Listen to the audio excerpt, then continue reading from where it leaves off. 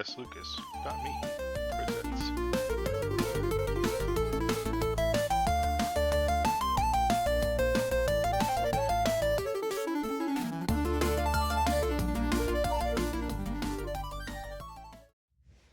Similar to the Sega Master System, I'm not as familiar with the Intellivision.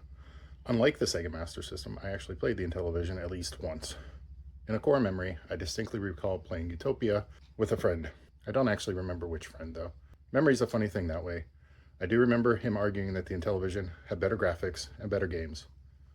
I think I may have asked my parents for one, but they already bought us an Atari 2600. This is usually when a person announces this as their villain origin story. But this is not that kind of story. I was happy with the Atari, and it gave me many years of happiness. Hell, I overpaid for an Atari 7800 Plus a few years ago, and continue to play with old and new games. Maybe I'm 50 and just over the wonders of old technology at this point. I tried programming in BASIC this week, and it caused more frustration than wonder and enjoyment. Relating that to the Intellivision, I like these games, but I don't see myself playing them beyond this video. With all that being said, enjoy my 5 favorite hidden gems for the Intellivision. Number 5, Wormwomper, 1983. This is one of the 6 original games. It's a classic 2D side-angle chaos shooter. It shares DNA with Space Invaders or Centipede, but this one gets insane real quick.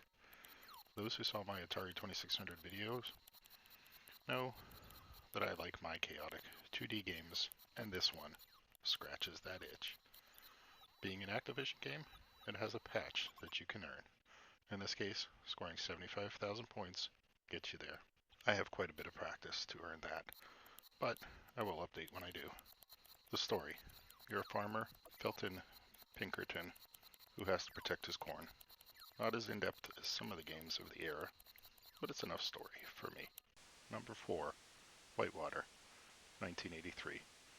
Likely a spiritual successor to Raft Rider on the Atari 2600.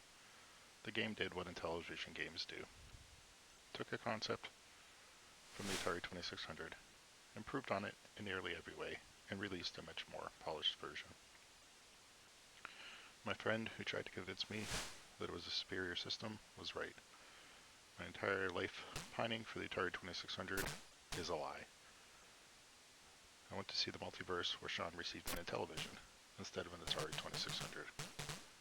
It's like that Utopia meme before I saw, and I didn't even explore the treasure mode of the game. Set aside the questionably 80s racism, this is legitimately 2 games in one. These days, it would be with microtransactions and DLC. Modern Game Slam! Number 3, Diner.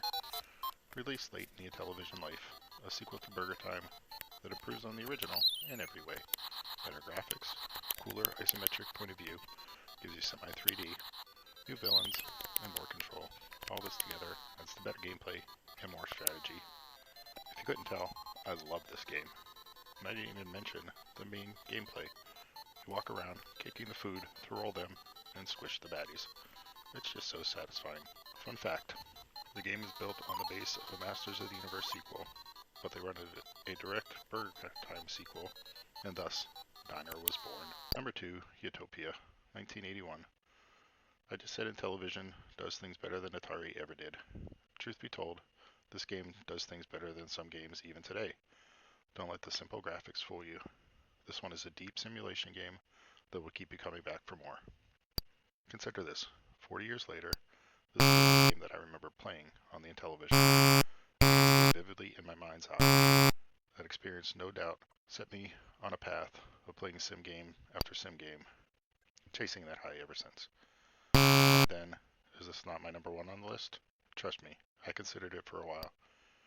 And the game I picked for number 1 just barely edged this one out. Number 1, Thunder Castle, 1986. What can I say?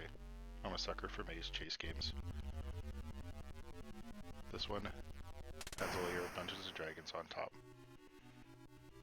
Also, layer in a changing maze and power-ups, and you have the recipe for a game that I absolutely love. Sure, a game like Utopia or Microsurgeon offers deeper gameplay, but when I'm in the mood to just plug in a cartridge and mindlessly chase something through a simple maze, I know what game I'm picking now. Plus, and this can't be overstated, you get actual dragons, not seahorse-looking mofos, like sprite-based, fire-breathing, scary-ass dragons. Feels like an accomplishment when you lure it into a trap and slay it. Don't take my word for it. Try it out, and tell me that it's not some of the most fun you can have with 16 colors in your life. I tried to give the full Intellivision experience with these games. Granted, I failed slightly by not being able to figure out microsurgeon properly. But other than that, there are some fun games in here. What do you think? Did I miss your favorite gem? Let me know in the comments, and maybe I will do a follow-up video. Who knows? By then, maybe I will have even figured out microsurgeon. As always, thanks for watching. You can find me if you haven't already at slucas.me. I've got one article right now. It's a School's Out, Back to Gaming article, but I hope to expand it so that it matches the old domain, twoguysgaming.net, which you can find more there. In the meantime, also on TikTok at NoobDad76. I think that's all I got for plugs. I will talk to you next time. As always, be good, stay safe, have fun. Bye, guys. SLucas.me presents